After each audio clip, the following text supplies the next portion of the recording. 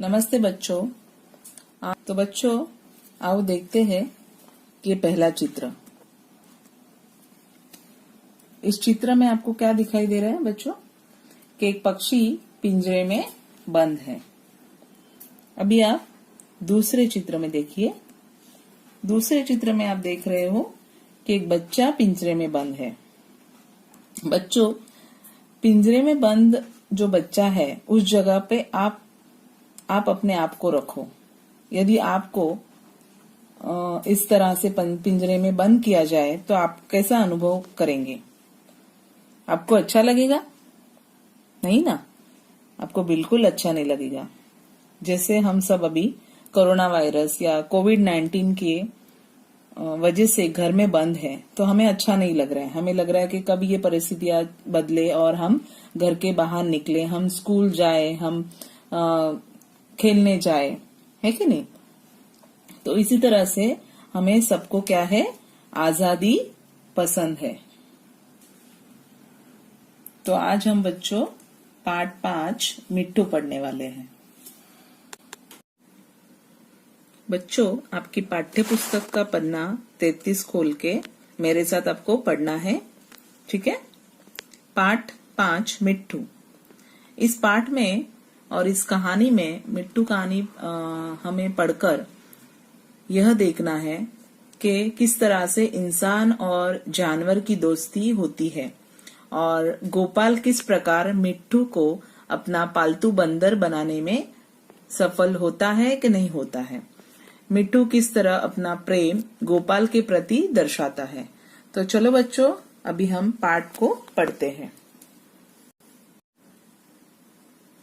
बंदरों के तमाशे तो तुमने बहुत देखे होंगे। मदारी के इशारों पर बंदर कैसी कैसी नकलें करता है, उसकी हरकतें भी तुमने देखी होगी।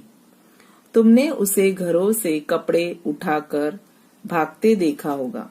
पर आज तुम्हें एक ऐसा हाल सुनाते हैं जिससे मालूम होगा कि बंदर बच्चों से भी दोस्ती कर सकता है। देखो बच्चों, यहाँ पे हमें लेखक कहते हैं कि आपने बंदरों के तमाशे तो देखे होंगे। तमाशे मतलब पुराने समय। देखो इस चित्र में दिखाई दे रहा है कि एक बंदर नाच रहा है और मदारी उसको एक एक चीजें करने के लिए कहता है और वो उस तरह से कार्य करता है। तो ये जो है मदारी मतलब कौन होता है? जो बंदर, भालू आदि को नचाते हैं।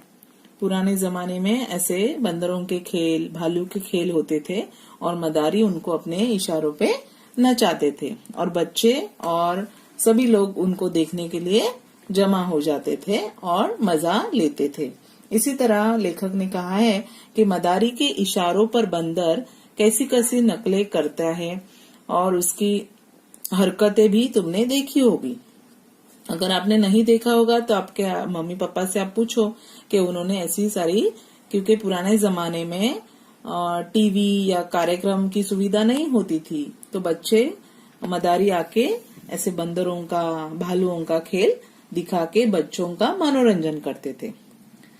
तो तुमने उसे घरों से कपड़े उठाकर भागते देखा होगा। देखो बच्चों, अगर हम किसी मंदिरों में जाते हैं जो पहाड़ियों पे होते हैं तो वहां पे आपने बंदरों को देखा होगा कि किसी के हाथ से वो कुछ खाने की चीज खींच के लेके जाते हैं या लोगों के घरों से कपड़े उठा के लेके जाते हैं।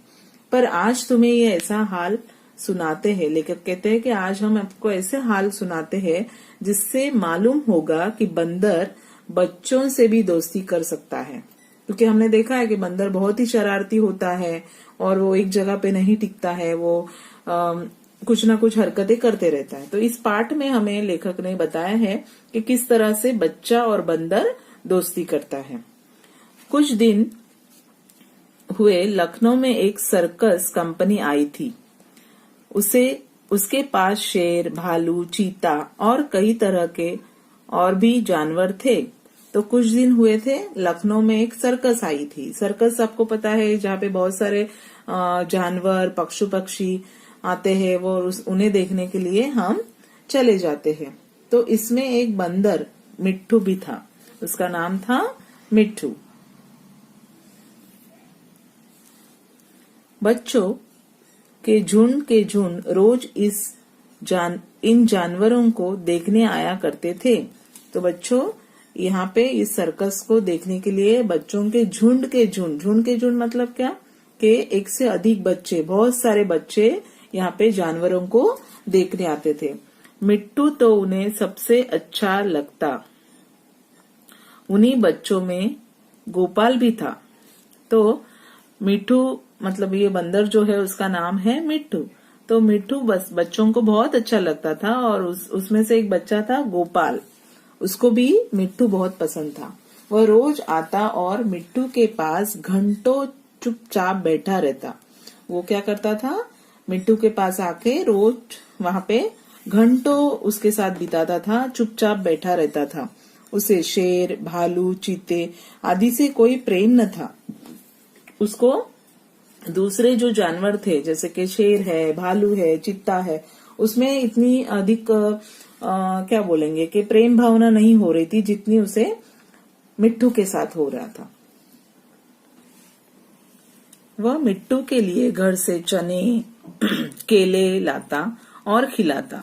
ये जो गोपाल है वो अपने घर से मिट्टू के लिए, मिट्टू मतलब बंदर के लिए क्या लाता था, चने केले, और उसको खिलाता था।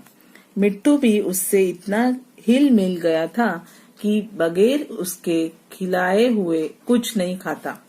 मिट्टू को भी उसकी आदत सी हो गई थी, किसकी, तो गोपाल की, और उसके बिना वो कुछ खाता नहीं था। उसकी राह देखता था कि कब गोपाल आएगा और मुझे खिलाएगा। इस तरह दोनों में बड़ी दोस्ती हो गई। इस तरह से क्या हुई बच्चों, दोस्ती हो गई, वो दोस्त बन गए। एक जानवर और इंसान दोस्त बन गए हैं। एक दिन गोपाल ने सुना कि सर्कस कंपनी वहां से दूर किसी दूसरे शहर में जा रही है। एक दिन गोपाल ने ये सुना कि सर्कस कंपनी अभी यहाँ से जाने वाली है। यह सुनकर उसे बड़ा रंज हुआ। रंज मतलब क्या, बहुत ही दुख हो गया उसको लगा कि अभी मेरा जो दोस्त है वो मेरे से बिछड़ जाएगा। उसका दुख उसको होने लगा। वह रोता हुआ अपनी माँ के पास आया और बोला, अम्मा मुझे एक अट्ठन्नी दो। अट्ठन्नी मतलब 50 पैसे। पुराने जमाने में 50 पैसे और 20 पैसे ऐसी सिक्के हुए करते थे।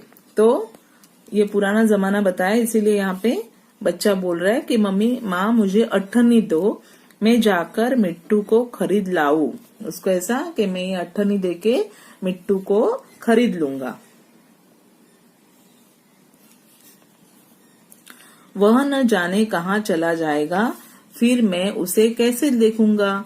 वह भी मुझे न देखेगा तो रोएगा। उसको उन दोनों में इतनी घनी दोस्ती हो गई थी, इतना प्यार था कि गोपाल माँ से कह रहा है कि माँ अगर वो नहीं यहाँ से चला जाएगा तो वो मुझे बहुत ही उसको बहुत रोना आएगा और मुझे वो नहीं दिखेगा। तो मुझे क्या करना है, उसको मैं खरीद के अपने घर लाता हूँ। माँ ने समझाया, बेटा बंदर किसी को प्यार नहीं करता, वह तो बड़ा शैतान होता है। माँ के दिमाग में वही चीज है कि भाई बंदर किसी का दोस्त नहीं होगा, वो तो बहुत शरारती होता है, बहुत परेशान करता है, तो वो शरारतें करके हमें परेशान करेगा, यहाँ आकर सबको काटेगा। उनको ऐसा था कि बंदर जो है वो काटेगा और मुफ्त में उलाहने सुनने पड़ेंगे। उलाहने मतलब क्या है बच्चों, एक ताने। आजू बाजू के जो लोग हैं वो उनको बोलेंगे कि भाई क्यों इस बंदर को लाया है, हमें परेशान कर रहा है। तो माँ ने उसको कहा कि उसको नहीं लाना है, बंदर को घर पे नहीं लाना है। लेकिन लड़के पर माँ के समझाने का कोई असर न हुआ। तो गोपाल पे कुछ भी असर नहीं हुआ। माँ कितना उसको समझा रही थी कि बंदर नहीं पाले जाते, बंदर को घर पे नहीं लाना है, तो भी लड़के ने क्या किया, वह रोने लगा। आखिर माँ ने मजबूर होकर उसे एक अट्ठन्नी निकाल कर दे दी। देखो बच्चों, आप भी इसी तरह से कभी बहुत ही माँ के पास कोई चीज मांगते हो और माँ ने मना कर दिया तो आप रोना चालू करते हो और इतना रोते हो कि आखिर माँ मान ही जाती है। उसी तरह इस पाठ में भी ये गोपाल ने अपनी माँ को मना लिया है। कैसे मनाया है, रो के मनाया है। और माँ ने उसको अट्ठन्नी निकाल के दे दी है।